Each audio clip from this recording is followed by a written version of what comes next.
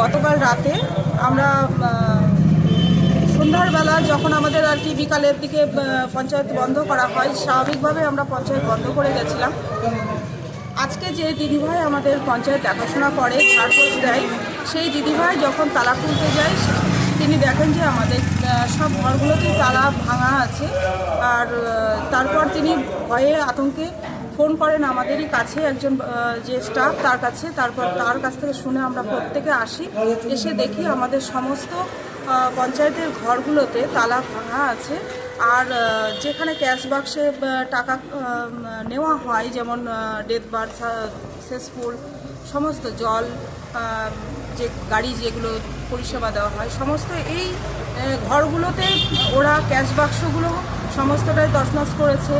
সমস্ত ঘর, আমার প্রধানের ঘরে, ও বিএসকে যে ডিপার্টমেন্ট আছে সেই বিএসকের ঘরেও ওরা কিন্তু